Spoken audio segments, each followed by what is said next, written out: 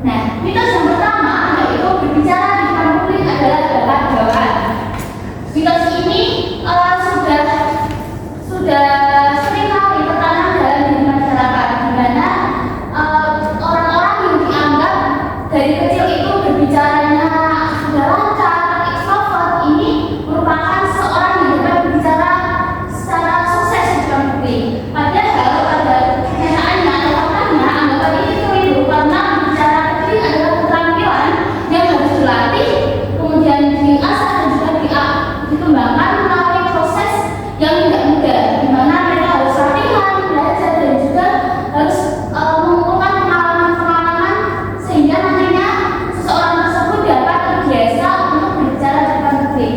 Pada kenyataannya, kemampuan berbicara di depan publik ini bukan hanya soal kata, tapi juga proses yang tidak mudah untuk dilakukan.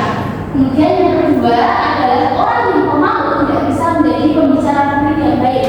Ini merupakan mitos ya teman-teman, di mana seorang yang ekstrovert, percaya diri dan juga suka tampil di depan publik ini biasanya dianggap mampu menjadi pembicara yang baik.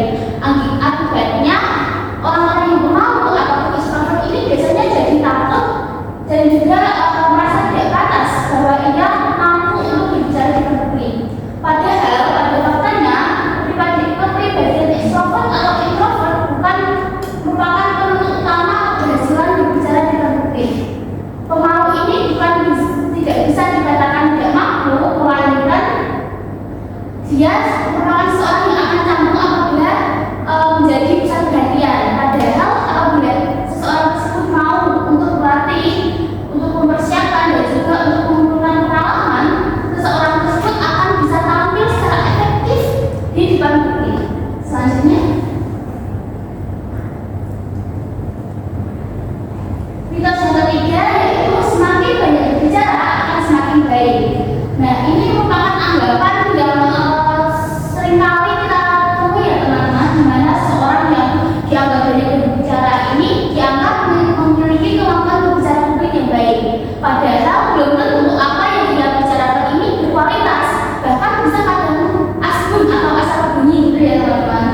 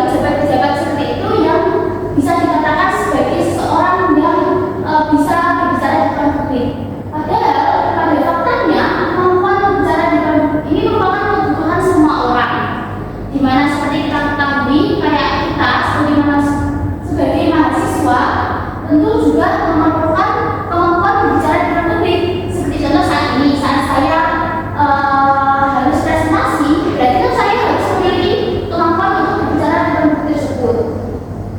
Kemampuan berbicara di depan ini merupakan keterampilan atau life skill untuk membangun relasi, menyampaikan ide dan informasi, serta untuk meyakinkan mitra bicara terhadap apa yang kita bicarakan.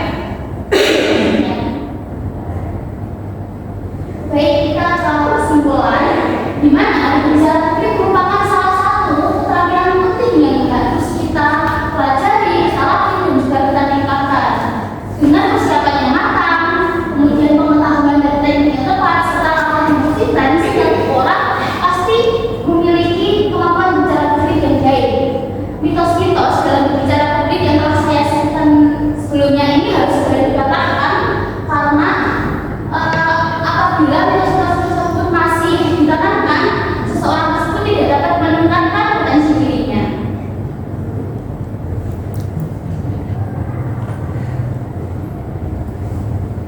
Baik, mungkin itu saja yang dapat saya sampaikan pada kesempatan kali ini. Apabila dari teman-teman ada yang ingin ditanyakan, saya silakan. Baik. Terima kasih atas kesempatan yang telah diberikan. Sebelumnya perkenalkan, nama saya Naila Nasiha dengan NPM 2420301072. Izin bertanya, tadi kan sudah dijelaskan, lalu ada bagian mengapa berbicara di depan publik itu menjadi kebutuhan bagi semua orang. Apa alasan yang paling mendasari hal tersebut? Terima kasih. Baik, terima kasih atas pertanyaannya Mbak Naila. Kalau menurut saya sendiri, mengapa keterampilan berbicara publik ini menjadi kebutuhan dari setiap orang? Nah, sebagaimana yang kita tahu, kita ini kan manusia yang makhluk sosial. Kita harus berinteraksi dan juga berkomunikasi dengan orang lain. Nah, kita kan berarti kalau harus berinteraksi dan berkomunikasi kan harus memiliki keterampilan untuk berbicara di depan publik supaya apa yang kita sampaikan ini tidak dianggap sepele.